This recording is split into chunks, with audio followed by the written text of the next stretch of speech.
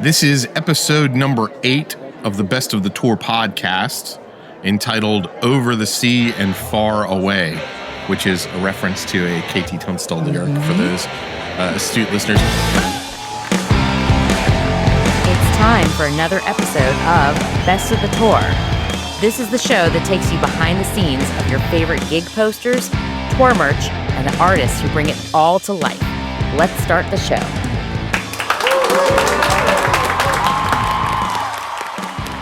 We're really excited. We're honored. We're really pumped to have the opportunity to have an artist interview with Maarten Donders, who is an artist of many things, but we came to know Maarten's work in the gig poster space.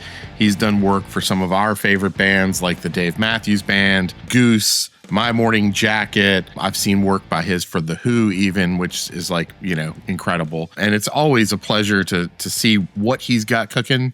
It is sort of dreamlike, of real surreal type of gig posters that he creates. So Maarten, welcome to the podcast. Thank you so much. Yeah. Really appreciate it. Well, I mean, what's really cool, I think what we love about talking to the artist, especially when there's something that kind of hot news, breaking news. And I think if you are a fan of Maarten's work, you may have seen Billy Strings is out in doing a European tour. And Maarten got the opportunity to do his the tour poster. Yeah. Which is really cool. I was actually at the show a few days ago in Utrecht. And wow. You see your own work at the merch table is always so wild. So it was a really nice moment.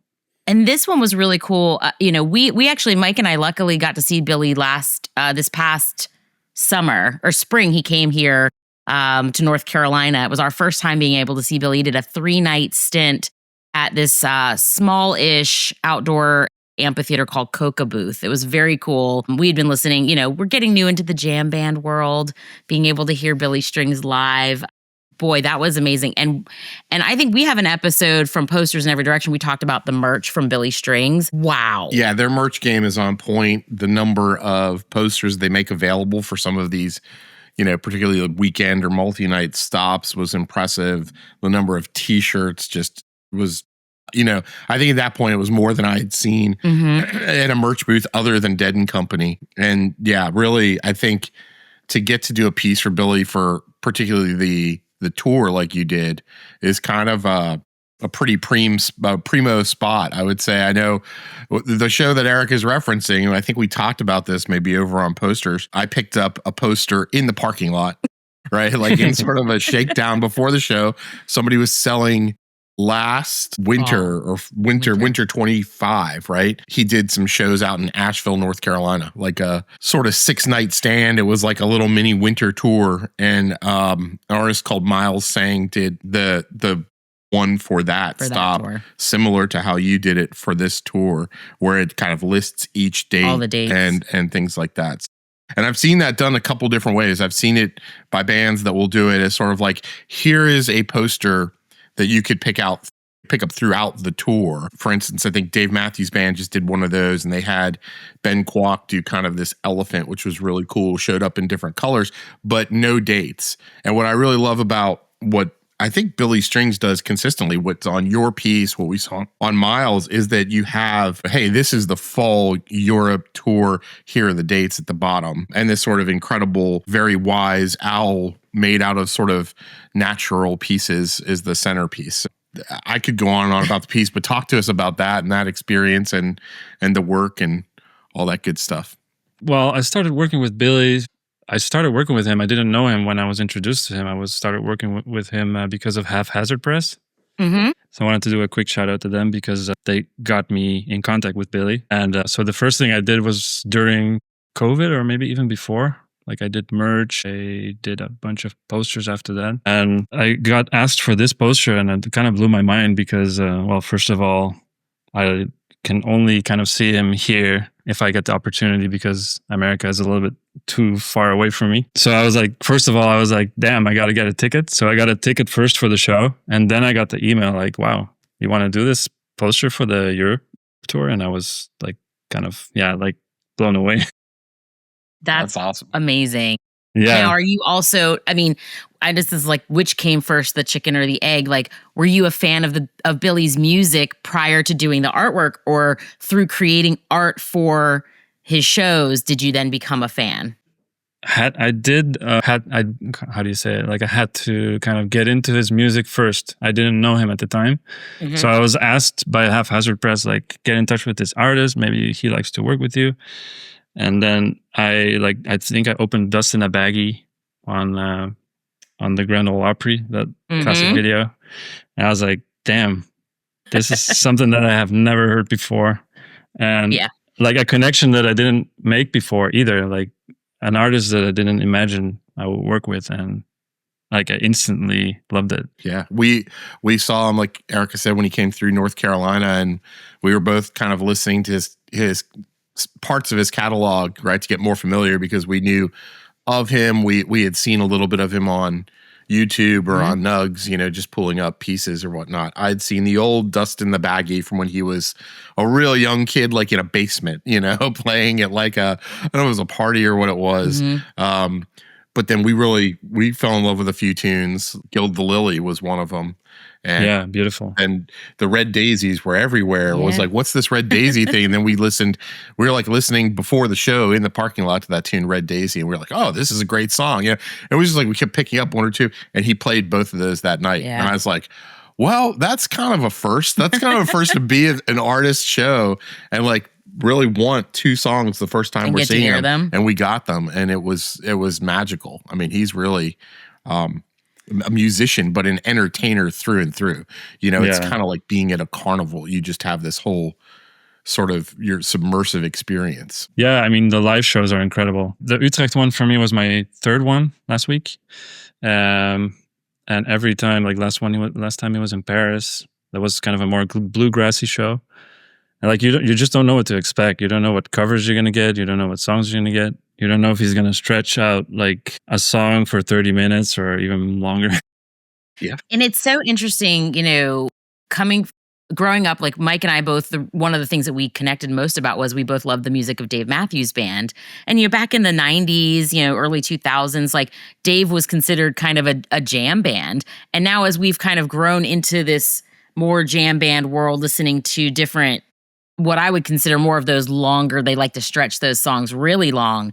Billy's such a unique thing because he can be that jam band, but it's bluegrass and it's like, it's rock and roll. It's just all these different things, which is so interesting because I feel like that's when I look at a lot of your work, you've got the artists that we love. And I see this really unique way that you have of sort of bringing in different elements into your pieces of work. I mean, like I'm looking at the Billy one, and when you first look at it, it reminds me of those old ones at the mall you'd look at and stare for a while, and you're like, okay, is there a ship there? Is the dolphin? Because when you first look at it, you're like, it's wood. It's a woodland. Oh, wait, it's an owl. Wait, is that a creature that now it comes to life as you're like really sitting with the piece of artwork? So how did this, obviously fall tour and those sort of like autumnal vibes like, what was the inspiration? Was there directive from Billy's camp? Was it sort of like, do whatever you want to do? I can share a little bit about that. Sometimes there's no directive. Like most of the times I'll get freedom. There are more and more situations where there are contracts, like we don't want skulls, we don't want the usual. With Billy and other clients as well, like some tropes are overdone and completely understandable. For this particular poster, it had to tie in with like something from the UK or Europe. It had to tie into a little bit to fall, the theme of fall. And I was particularly asked to avoid kind of the tropes, the mushrooms, the frogs. There is a little hidden mushroom in there, but like not make it about the mushroom, not making it about cliche elements. And so I started to think about like, I really have a big attraction to the green man, the old iconic symbol of the forest man, like made up of leaves. You don't really see, you know where he's from. He's wild. He's from the forest. They found this image. They found it from thousands of years ago, and it's a very mysterious, iconic figure. That image popped into my head for some reason because of the leaves. Building on that, and I started thinking about the I think he's Italian artist Archimboldo, who makes this weird portraits with fruits and pumpkins, and like everything is like stacked on top of each other, and it creates a face. So my brain just started going into this kind of directions, and then I came up with the flowers for eyes and stuff like that, and I kind of built it from there. So I guess I guess they always ask artists maybe to think out of the box. I think that's what Billy is all about, maybe, is to kind of let the viewers and the people trip a little bit, and not use the same elements to grab people's attention, because people will get bored by that, and it's kind of not the idea. Yeah, I think, especially as you, like Erica will say, like, we love to put our posters up. And if you're kind of displaying them, it's nice to have that sort of refreshing, hey, we don't have anything that's got these elements in it. And we've even gotten into the habit around the house at saying, hey, every season, let's change some things out, right? We maintain portfolios and then swap some things out to, bring that more autumn feel into the house.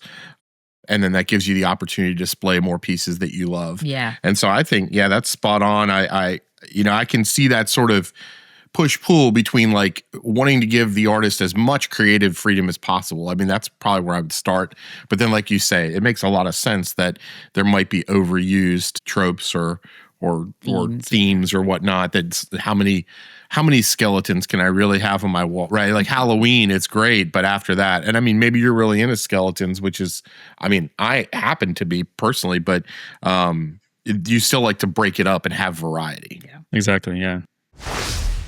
If you're like me and Erica, you love passing out stickers while attending concerts with friends, making new friends. Where do you get these stickers? Look no further than stickerrobot.com. They are renowned for the highest quality sticker printing on the planet, world famous, custom outdoor silkscreen sticker printing, free US shipping, and we have a promo for you. If you visit stickerrobot.com/invisible, you will receive 10% off your next high quality screen printed sticker order. So act fast. Going right now. Right now. Right now. And also, thanks to our friends over at the Rock Poster Society. If you don't know TRPS, they are a nonprofit behind the world's longest-running rock poster collection shows. That includes the Festival of Rock Posters in San Francisco, which is a bucket list thing for Mike and I to go to. They have been championing the art of poster for decades. They support both the artists and those people who collect them and preserve them. If you want to get involved, go over to trps.org if you want to become a member and check out their upcoming events. Check them out.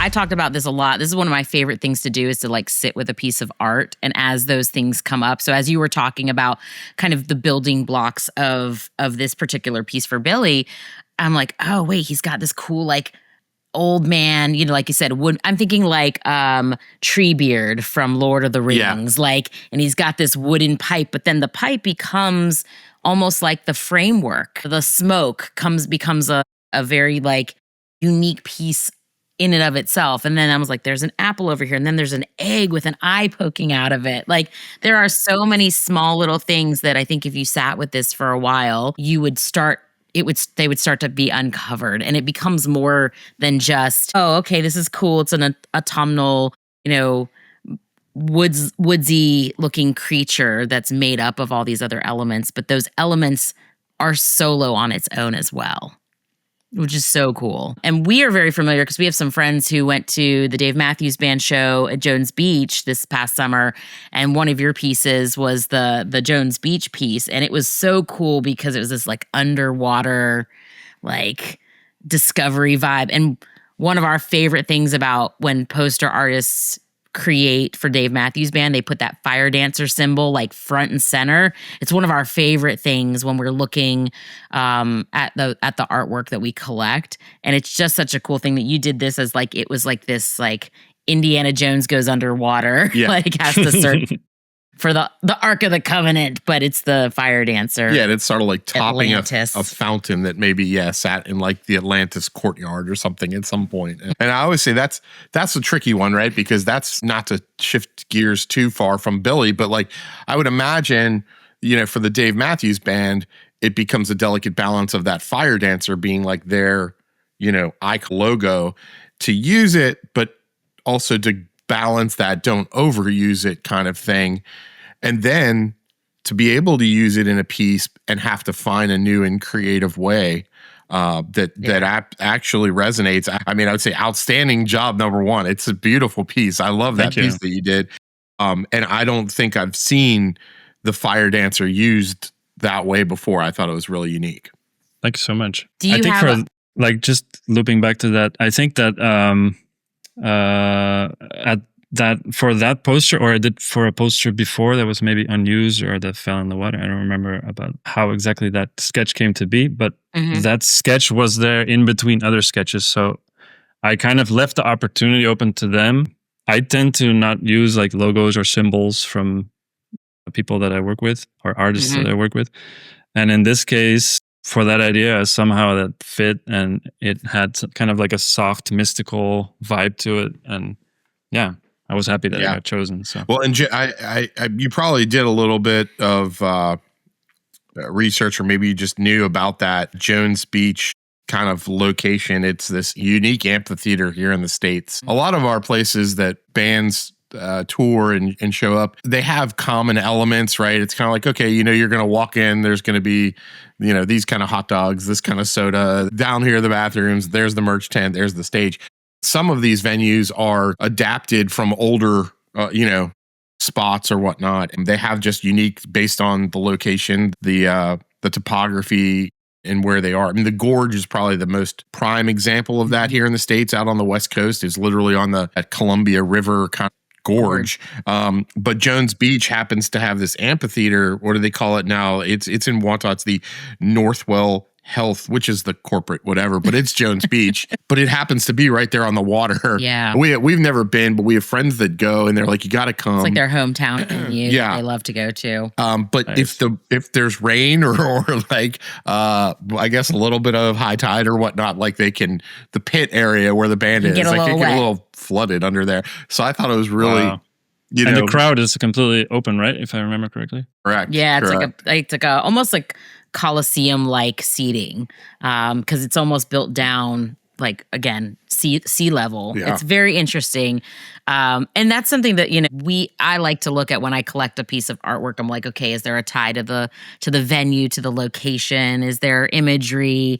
I think it seems like for your work, there is a freedom and flexibility of coming up with unique ideas and hopefully creating pieces that feel connected to the band and to the music that you're creating it for, but also is completely of your own artistry that sits outside of that. It's like a separate world of adventure is what I get when I look at your pieces. They're almost little mini movie posters or storybook or comic book covers. Like that's kind of like, I'd like to know more about what's going on. Like in that Dave Matthews piece, it's great.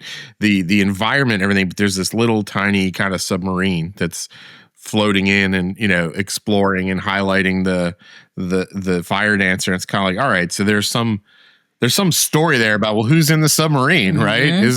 Are they explorers? Is this future? Is this past? And I think when my wheels get turning by a piece, it just tells me that like the artist really went to this next level of like, let's not just deliver something for the venue, but let's really truly create like a different world.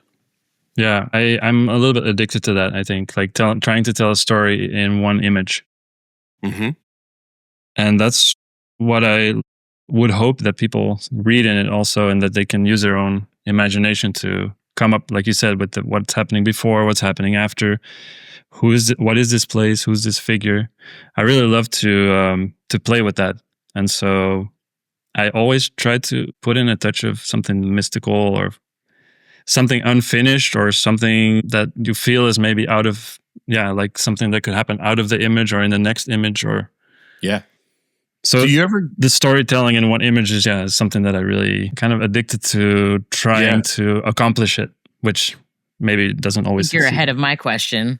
Are you going to ask the same question I'm going to ask? I don't know. I was going to ask if you ever get sort of almost addicted to or so in love with like that story that you're telling in a snapshot that it starts to give way to like, I want to do a follow-up piece, or I want to do more with this world, this story, like that the ideas start swirling so much that you start then creating for a lack of a better term, beyond the poster. I mean, I think every artist has things that come and go, like themes that come back.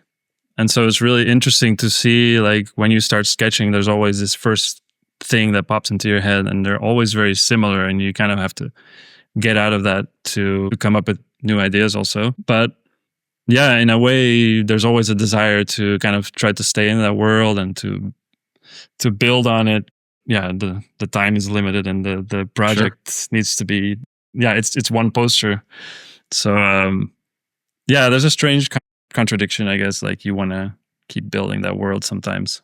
We have an artist here. I'm sure you're familiar with Jim Mazza's work. He's a friend of the podcast we've created. We have a lot of pieces of his as well. And we asked him a very similar question because we have a lot of his pieces, and these sort of like one-eyed alien adventurers keep kind of popping up randomly. Like, it might be like one print, and then there's like, a year passes, and then there's another one. They're like, wait a minute, there's that little guy from that one. He was in New York, but wait, now he's over here in Florida. And so I think, that does lend itself for our own, as collectors and fans, to start creating our own internal worlds of like, who are these characters? Where are they from? What are they doing? What's their mission? Why were they here and now they're over there, but they're riding on this animal over here, but now, wait a minute, they've got a different animal over here. What happened in between? And that's the piece, I think, that, we have friends who are like, boy, you guys have a lot of concert posters. And we're like, we do. It's our art. Just like anyone would go to an art gallery and collect a piece of art from their favorite artist because it elicits an emotion, or that it creates a new like world that they can start to sit with.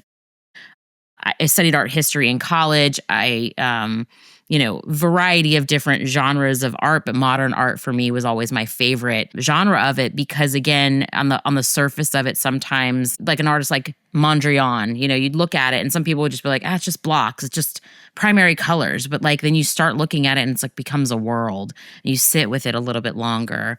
That to me was always why I loved art. And Mike and I starting to collect our posters was just another evolution of it that then was tied to a memory. It was tied to, we were at that show, or we love this artist so much that we habitually just have to collect every piece that they do for the band that we love. And I think, that's something that is exciting as a collector that like not everybody gets. Yeah.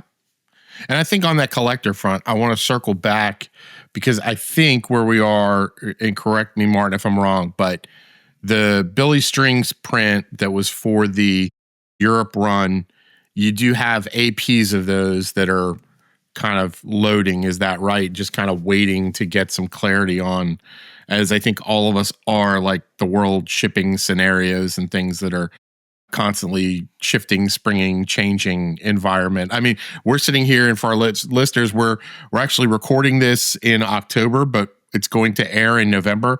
So by the time we get there, this could be a completely irrelevant segment.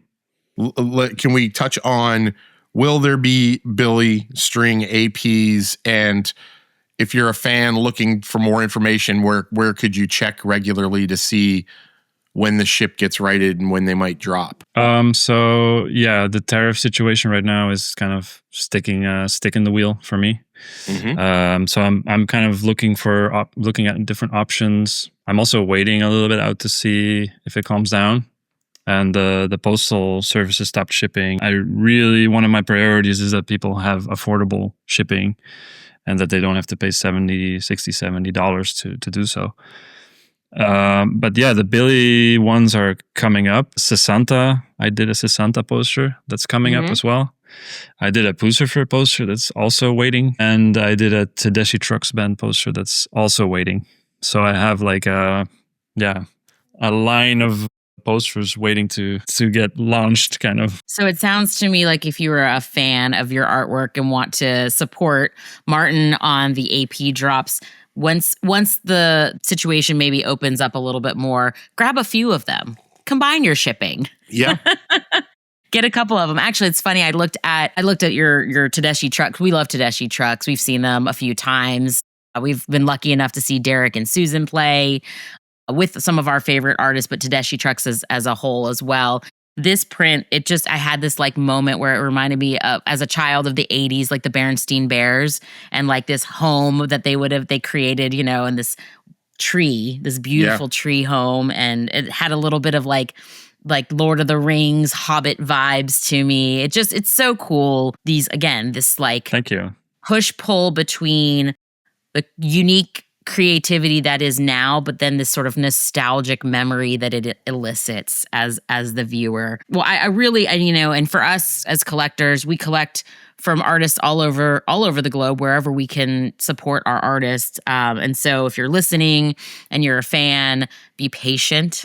And when the time comes that we can, be able to hit that buy button, please support. Yes. Please support the artists. And that's at maartendonders.com, MAARTENDONDERS.com.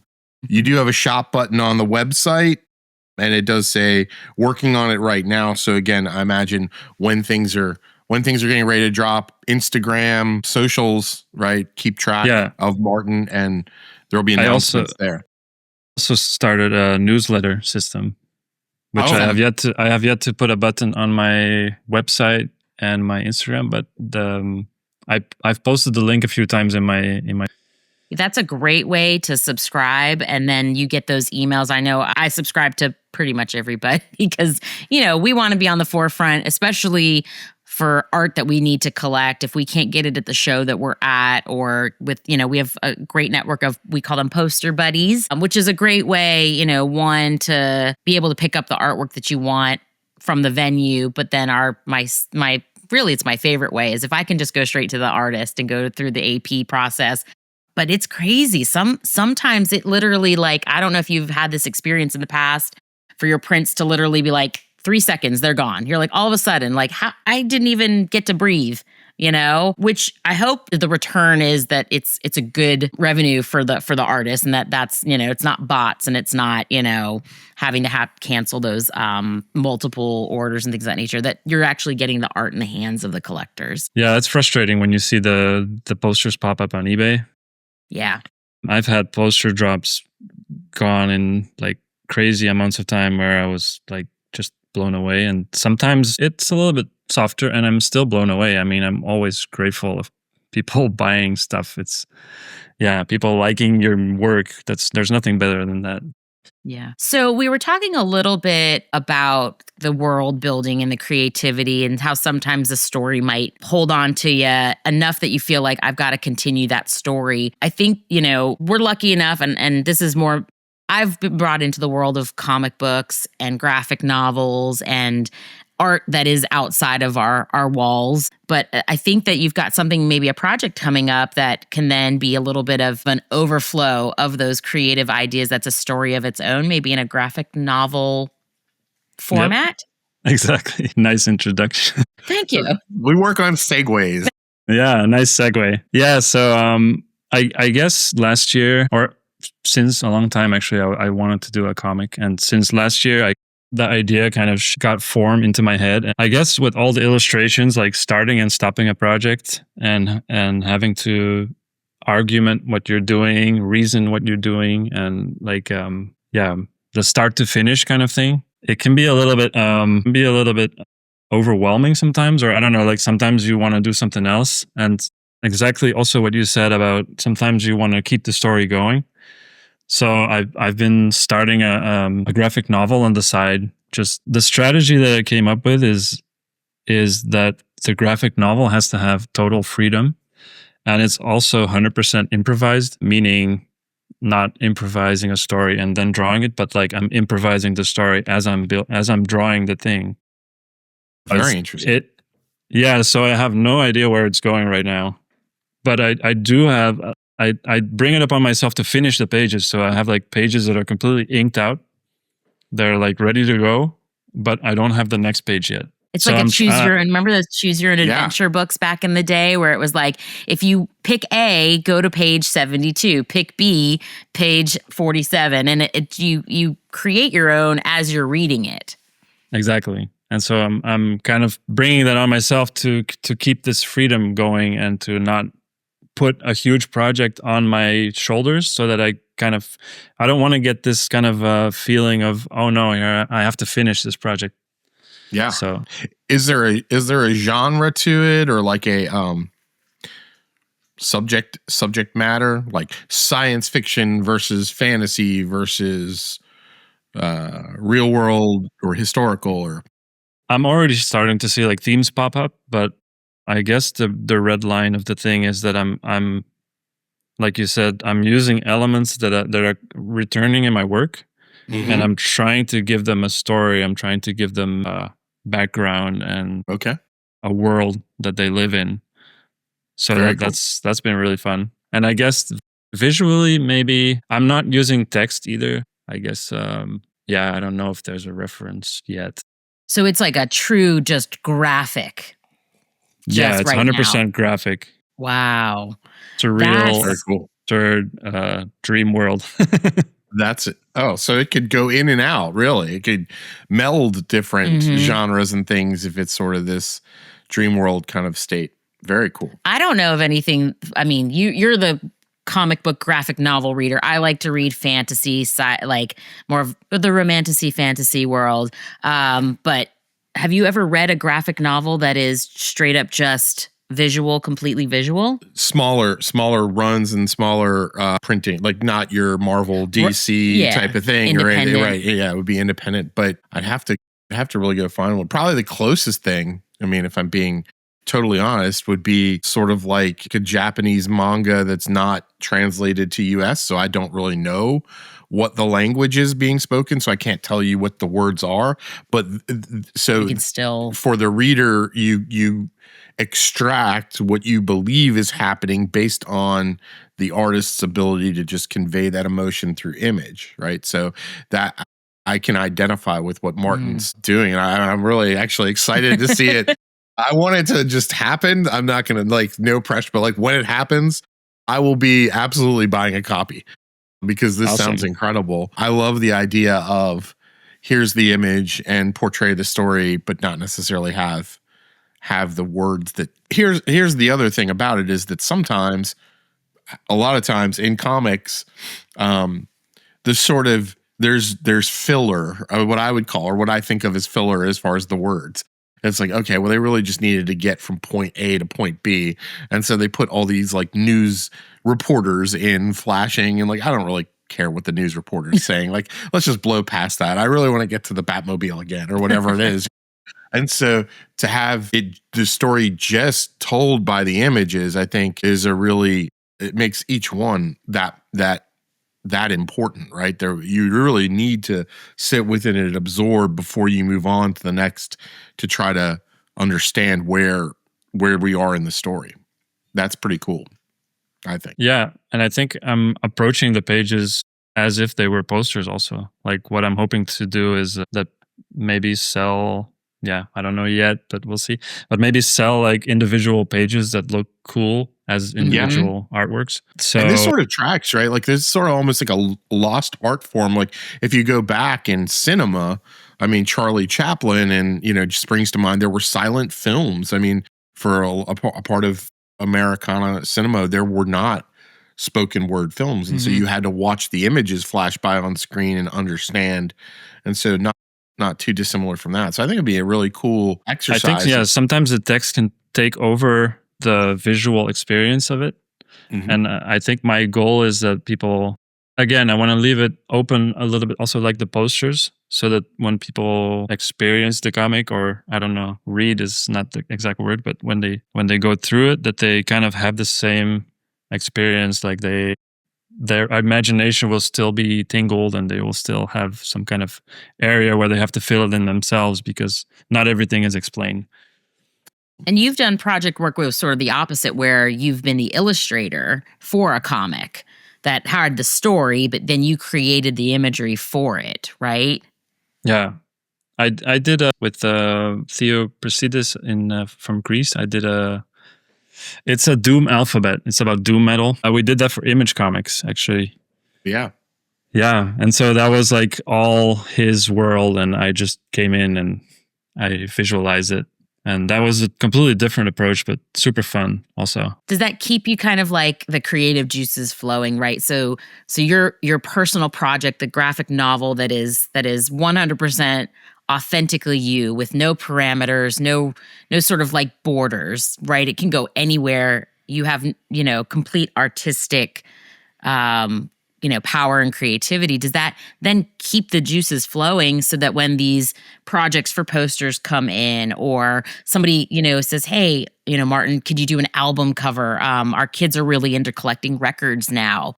And so like there's this another like layer of a tangible collectivity to the albums. And our son specifically, he'll do 4 or 5 of, the same album, but they're different covers and they're different types of the wax that they use, and it's a different colorway and all that kind of stuff. So do you find that then continues to just push forward to come up with different things that are unique and different, but also then, make people elicit emotions on the music or the artistry that it is? You mean for my comic? Yeah. Well, for your comic, but then also like throughout the work, like does the full creativity of the comic idea then push out into the professional world of your work? Yeah, totally. I think my sketchbook I always speak about my sketchbook, but I think my sketchbook is like my safe haven. And I think even though I get so much freedom in my work, I'm super lucky, but there's always a part that wants total freedom. In the back of your head, you don't want to please anybody. You just want to go completely nuts. And I think the comic represents that a little bit. It's like, when I'm done working, I'll just grab the pages and look at them and see how they work, and maybe put a little page in between, or start dreaming about what's going to happen next. Or like there's no deadline, there's no pressure. There's only just having fun with it, just rolling with it. Yeah, and you mentioned your sketchbook. I wanted to just give a kind of note to our listeners that definitely check out Maarten. It's Maarten.Donders, again, Maarten.Donders on Instagram.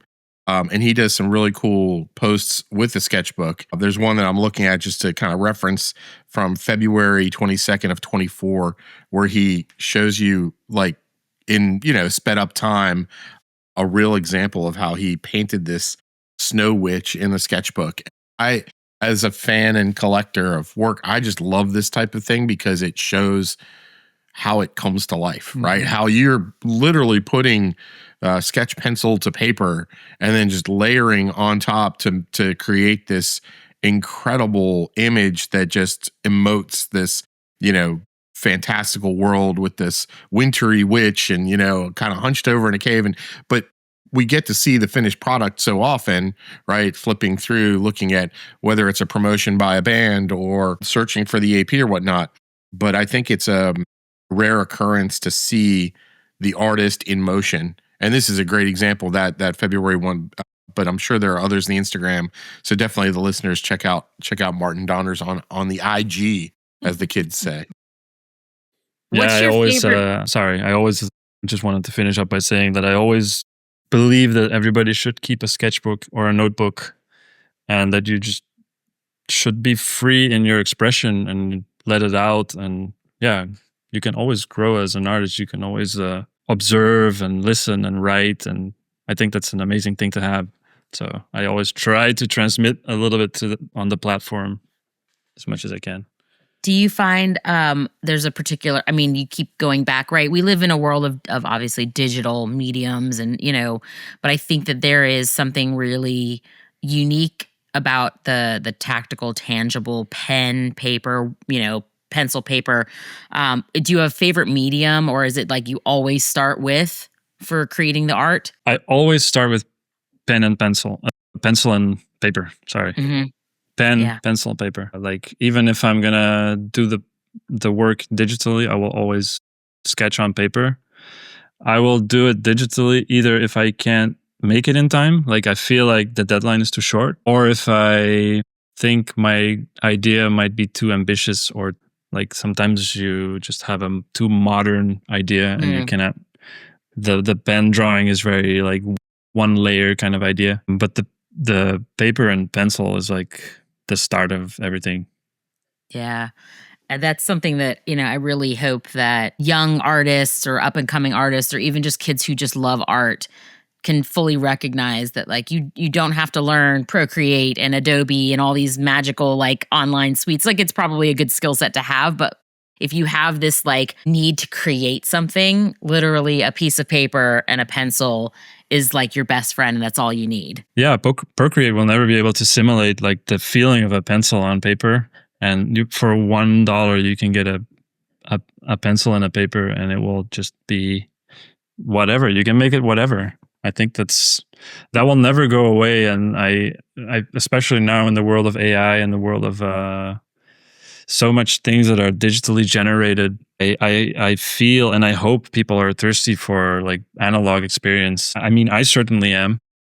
Oh, absolutely. Same. I think there's a current appetite for it, but I believe that just watching my kids, right? Because for a while there, I thought, I mean, I'm a child of the 80s, so I'm a He-Man and G.I. Joe and Star Wars and carrying around a 3 3/4 inch figure in my hand everywhere I went with my parents, and my kids had some of the sort of tangible toy experience, but then things moved to digital pretty quickly, right? From the video game, carry it to have different, skins in Fortnite or whatnot. And I got concerned that, we're losing that tangible analog experience of toys and collectibles. But now I'm seeing my kids gravitate toward vinyl records, and it's both of them separately. And sure, there's marketing influence that's happening, right? My daughter being a big Taylor Swift fan and all the Taylor Swift versions of the vinyl, but my son finding vinyls from the UK, bands and things that he's following, and both of them having this experience of vinyl records in the hand, more than just the actual music experience, but it's everything. It's the album cover with the lyrics and stories and photographs and inserts. And it dawned on me that, we grew up with cassette tapes and then CD. I mean, I go back as far as 8-track. I was a wee lad, but my parents had 8-tracks. I remember, the Billy Joel kind of, label on the 8-track. And our kids started life in music for their own, really, with just digital. And so now there's this introduction of vinyl, and it's kind of like, what is this? To sort of hold music in our hand and have that experience outside of the sound. So I think there's a lot of growing appetite, in that younger generation that will, as they are newly introduced to an analog experience, like, we've been playing with iPads our whole life. What do you mean? I can just draw with this pencil and paper and it just creates the image before me. I think that might be an exaggeration, but I think that type of thing is going to increase. Yeah, the idea that kids will grow up with generated images and they will have a hard time understanding that people can actually draw and paint things, or people can actually make music with instruments, because a lot of the stuff will be in the short-term future, will be generated, will be processed into oblivion, will be, and there's people like Billy, again, like this, he's so, like, he works so hard for his craft, and people just, like, when there's passion, there's passion, and people will just love that. Yeah. And you can't, for me, I feel like it feels nostalgic with things that are tactile. I'm always going to be the person that drags Mike anywhere we go. I'm like, there's an art museum. We're going to go look at art today. And, he might protest for like a minute, but you keep saying that. I'm the one that I love going. It's more about the, we're here, we have to get to there. Yeah, the logistics of it. If you've been, Maarten, have you been to New York City? No. Okay. So not at all. New York City is one of my favorite places in the world. Could never live there, but love to visit there. And as adults, Mike and I went for the first time together a couple years ago to see Dave Matthews Band at Madison Square Garden. And the blocks, you live in, are you Paris based, right? So I live in Paris. We're talking big cities. So very similar in that sense. But like my brain went to, it's like a 10-block walk. That's no big deal. It's like 4-hour walk or whatever. Like you're talking blocks are huge. But I took him to the Met and, the Metropolitan Museum of Art in New York City. And because I knew there were things that I wanted to see and there were things that he had never experienced. And I remember we left and Mike was like, that was one of the coolest things that I think I've ever experienced. Well, yeah, and the surprise, like I knew we were going to see some Monet and some Van Gogh, and I was super excited to see those because I've always loved, particularly Monet's work. I've always loved this since I was a kid, and I saw lily pads in Washington, D.C. They had a display for, it was probably the first real impression that, no pun intended, but that an artist made on me at that level. So I knew we were going to see that, and I was super excited. What I didn't know about the Met is that they have like full on like knight armor on horseback displays, and just rooms and samurai rooms armor and samurai armor, like all these kind of, and I was just like, this, I mean, didn't it hit me out of left field? I was like, I didn't expect this at all. And so to go from expecting to see art displayed in one medium and then get an entire sort of other, hall of armor. It was like, this is where Batman got all of his ideas. Like it came from all of this stuff, right? So it's just incredible. But yeah, it's a fun thing to do, to go to a new city that you haven't been in and find a museum of any type and just kind of walk through history. I think. And it's beautiful and important.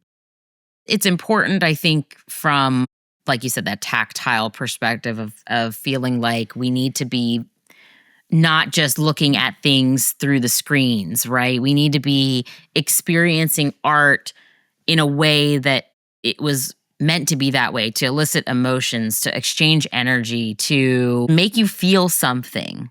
Like that, I think, is for me as the recipient. I'm not a creator of art. Maybe in different instances and ways I might create things, right? But when I receive art, whether it is me at a museum or me at the merch stand getting the poster, or, walking through an art gallery. I love to go find little art venues and things of that nature when we can. We love they're called like the shakedowns and the flow downs, these like fan-made artist creative events, and these people who create art. It's just, there is something as humans, I think, that we need. It fills up a specific cup.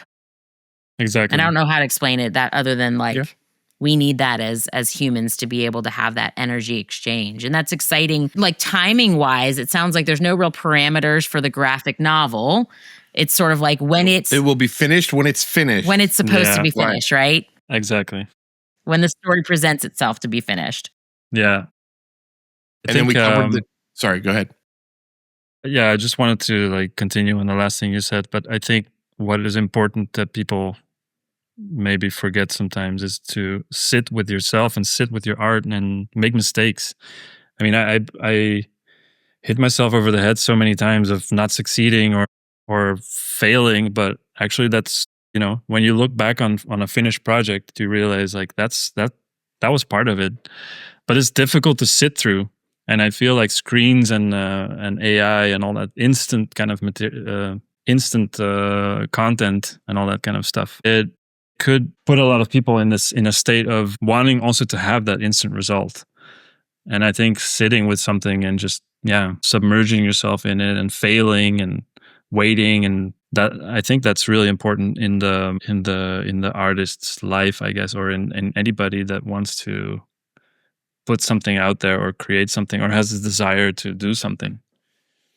Yeah, absolutely. I mean, I think the word failure isn't necessarily that it's something that you failed at, that it's bad, it's not good. Like failing is more like falling forward, right? Like you continue to fall forward time and time again, and it's not about the fall, it's about the response to the fall. Like, are you getting back up? Are you going forward? And I think that that's so important for us as parents of young kids who maybe see something, like you said, on the internet and just assume like success is just this easy, that there's no work anymore. And that's like the complete opposite.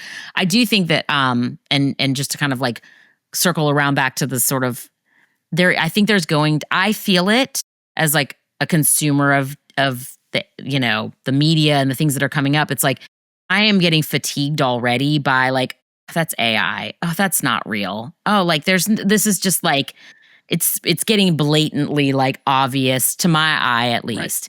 Right. And I am starting to crave originality and something that is created by the human brain and the human eyes and the human hands that like, I'm hoping that we will, as a humanity and as a peoples, that we will come back to what we need from like a real like artist perspective, and that there will continue to be artists.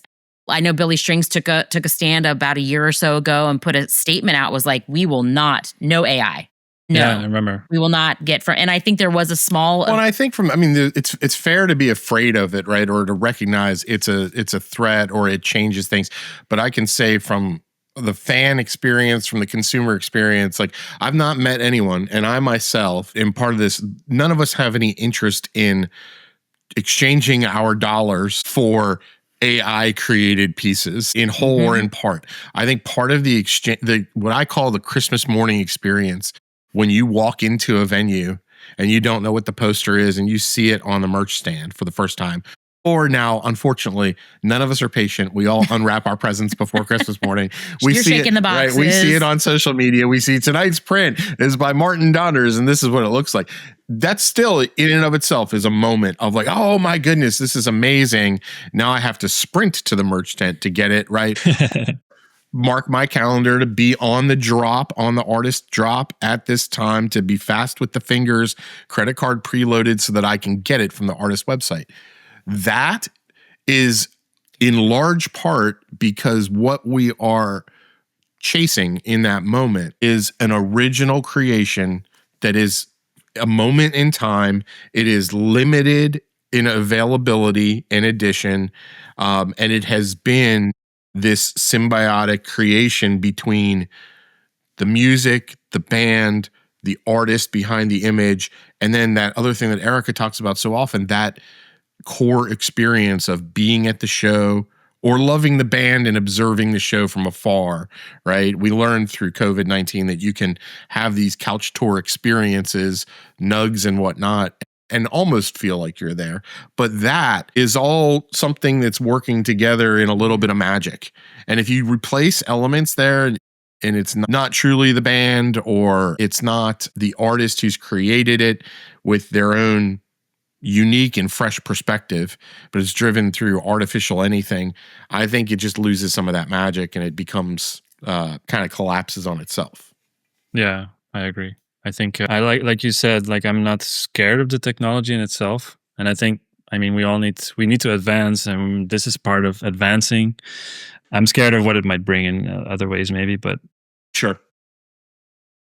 Me too, by the way. But yeah, it inspires me to close my computer, sit in my corner and do my thing. It inspires me to grab a piece of paper. It inspires me to be tactile, to be with myself and work and keep working on it and try to beat AI. That's right. Try to, be more personal, be more crazy, be more myself.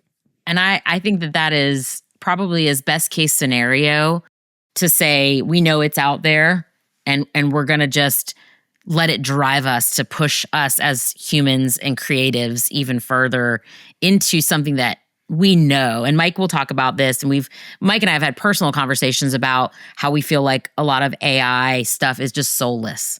And that's the thing. That's the thing it can't take away from us. It's a thing it can't replicate, I guess is the word. And so that, we want to continue to consume art that has a soul, that comes from someone with a soul, that then again creates energy in an energy exchange in a way that we're not going to get from the soulless digital medium. So that's my soapbox. Well, before we kind of wrap, Maarten, anything else coming up in 25 or 26 that you want to preview of where we might see some more of your stuff, or anything that you can say? We don't want any. Right. We never ask anybody to violate anything, but like more prints, more bands. Shameless plug and hope on my end. I've seen your work again a few times for Goose, the band, which we're big fans of, and I personally really hope to see you out there at some point again with Goose. But that's just shameless. I can't say anything about stuff that I'm working on, unfortunately.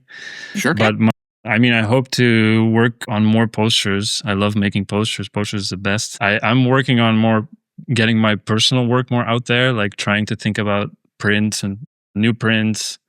I used to do like t-shirt runs, and I kind of been slacking on that. So I want to fill my web shop a little bit more with like stuff that I have made myself that has no artist name on it.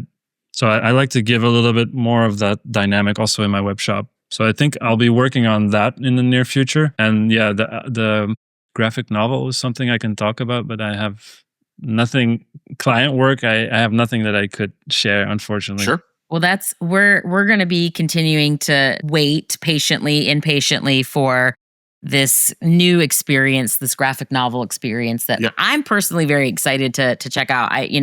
Mike has shared with me, he's like, can you please read this? I want you to experience this as something that he loves. And I've tried sharing some of the books and things that I love, but I'm excited because this is something that I feel like we can both read and have completely different experiences with, and then talk about why we think my experience and this is the storyline that I just think it's going to become something that is so unique. But we are not rushing you, Maarten. No. I want to be perfectly clear. Let the creator create. Let it create. Let it create. And when the universe says that it's ready to be put out, we will be patiently waiting with our credit cards ready, and whatever that shipping is, we'll be ready for it. That's so cool. Thank you so much.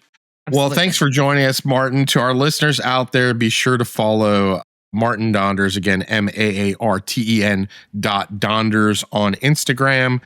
Keep your eyes peeled for new ads to his merch shop, t-shirts down the line, posters and gig prints once all of the shipping shenanigans get sorted out that all of us are anxiously awaiting. And where else? We mentioned the newsletter that you can click on some of Maarten's stories that he shares, sign up there for news. And we'll be watching ourselves with a careful eye, hoping for some future opportunities to pick up some Donders pieces. And really just want to say again how much we admire your work. And thank you so much for taking the time to sit down and chat with us over coffee. Thank you so much. Really appreciate it.